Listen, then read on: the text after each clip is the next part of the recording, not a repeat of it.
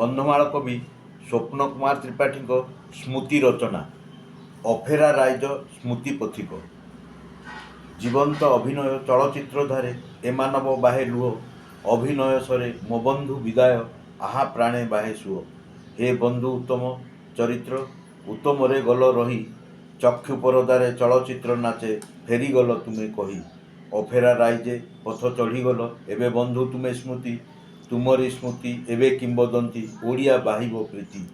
ମୃତ୍ୟୁ ତ କେବେ ନୁହେଁ ସନ୍ଦିହାନ, ଆତ୍ମା ବନେ ପଥିକ, ଏମିତି ସ୍ୱର୍ଣ୍ଣାଭ ପଥ ରଚିଗଲ, ଜନତା ଭାବରେ ଶୋକ।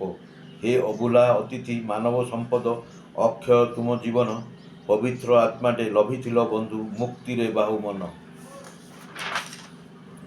ଚଳଚ୍ଚିତ୍ର ନୁହେଁ ସାମାନ୍ୟ କଥନ, ବିହୋଳନ ଆତ୍ମସ୍ରୋତ, ଲୁହ ସ୍ରୋତ ସେଇ ଜୀବନ୍ତ କଥନ, ବାହିବାରେ ଭାରି କଷ୍ଟ।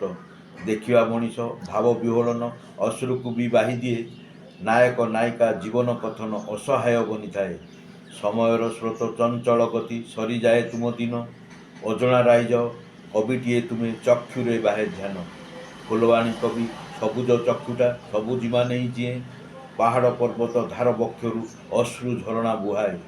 ବନ୍ଧୁ ଜଗନ୍ନାଥ କରନ୍ତୁ କଲ୍ୟାଣ, ହେ ଚଳଚ୍ଚିତ୍ର ସ୍ରଷ୍ଟା, ଦୁନିଆକୁ ତୁମେ ଦେଇଗଲ କିଛି, ତୁମରି ଅକ୍ଳାନ୍ତ ଚେଷ୍ଟା।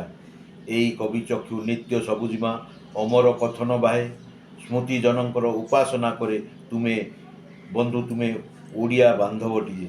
ଧନ୍ୟବାଦ।